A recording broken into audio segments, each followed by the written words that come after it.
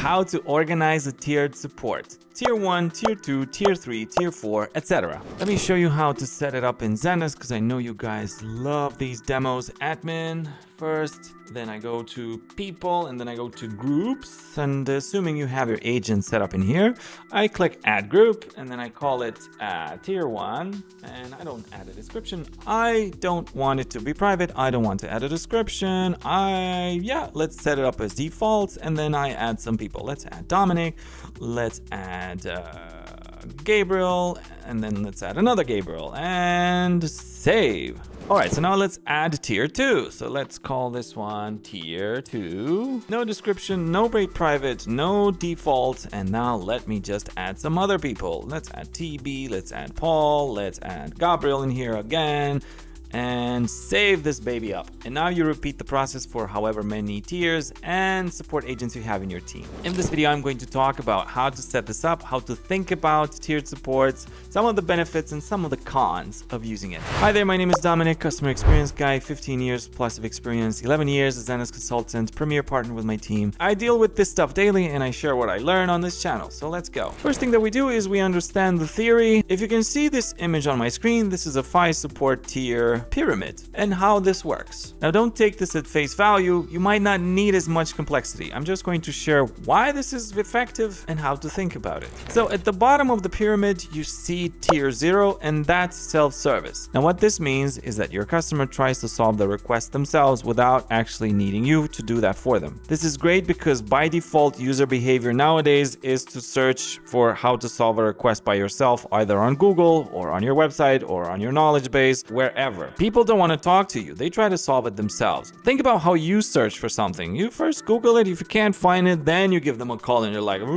help me. Or a chat or an email or however you want to reach out to them. Now, this one is not a tier in itself. It's just for you to understand the mindset behind it. So you have to be prepared for this with a knowledge base, with frequently asked questions. So this is a place where you document your processes on how to solve requests for your customers. Meaning that if you sell products, then people might need to know how to turn them on, how to turn them off, how to reset them, how to install them, etc. You also need technical specifications, you need a manual, or you need to document processes for how to buy from you, how to ask for support. This all depends on your niche and on your business. This can also be customer facing, so what you share with your customers publicly. This can also be internal, that only your team sees, and they can get inspired on how to solve requests or how to follow protocols or how to solve different cases in your business, whether it be support, whether it be sales, or whether it be finance, whether it be whatever. So this is what you cover in tier 0 self-service. Next one on the list is tier 1, which is the general support. Now this one you can view as the general bucket, as where all the requests that come into the system end up in. This is where most of your agents are, but this is also not to the highest complexity. So what you normally do is you feed all of these into the main bucket, into general supports, and agents start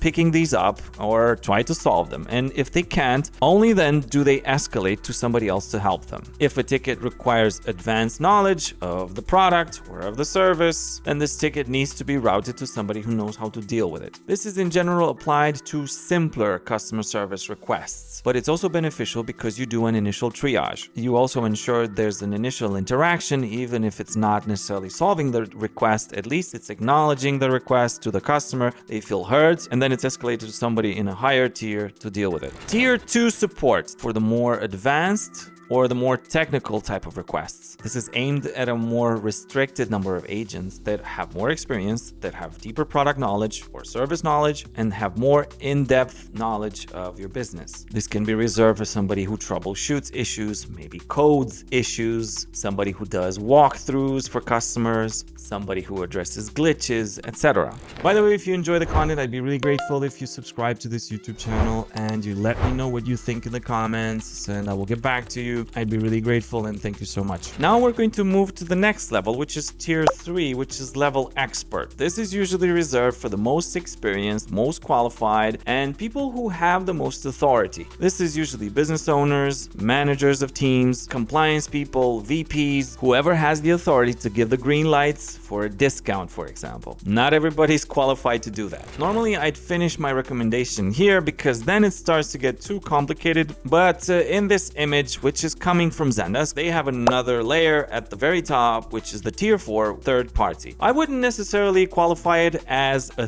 tier, to be honest. I'd much rather include it in Zendesk processes through light agents or side conversations. I wouldn't necessarily qualify it as a tier support, but for the sake of you creating simplicity in your business processes, by all means, try to use it like this. Now, third parties is usually somebody who doesn't have access to your Zendesk, but nevertheless, they do know how to help you solve a request, which can be, for example, somebody who's doing deliveries, somebody who's doing maintenance to your website, somebody who's doing maintenance to your app, somebody who knows how to fix broken things, somebody who knows how to fix broken products, etc. This is very different for each niche and for every business. Now, some pros that I have been able to gather throughout the years by using this type of system. Number one is that it is very simple. To grasp it is simple, and my personal recommendation is to have two tiers, to think about two tiers. Basic one, and then if they don't know how to solve it, everything just gets piled up into one big bucket and people start, grabbing requests or being assigned requests, and whatever they don't know will be assigned to somebody else. But nevertheless, all tickets pass in front of a human. Bots are great. AI is great, but it doesn't beat people's attention, like an actual human that does the research and, actually scans the ticket. So having a human look at the ticket as well as the AI is a very big bonus and is something very highly recommended. Another benefit is that you don't get a lot of complexity with escalations.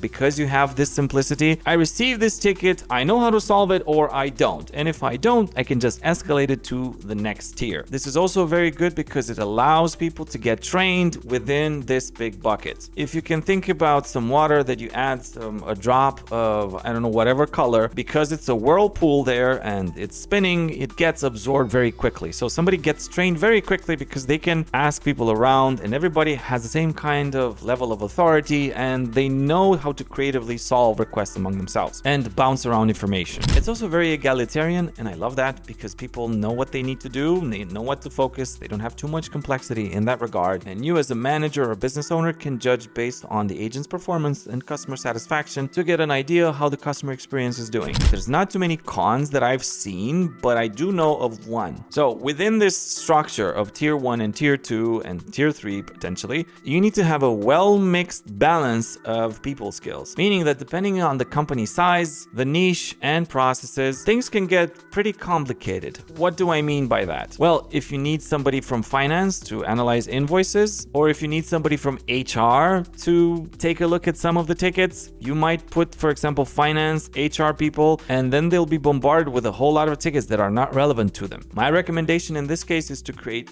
an additional group for HR, for finance, or for whatever process it is that is pretty exclusive, but also very important in your business. So if you can imagine the same pyramids with the tier support, you can have some cubes next to it or some other small pyramids that are their own entities, but they do have to receive tickets through groups in Zendesk, by the way. Anyway, that's all I had to say for this quick update. I hope you enjoyed. Please like, please comment, please subscribe. I'd be very grateful. And I'll see you in the next one. Bye.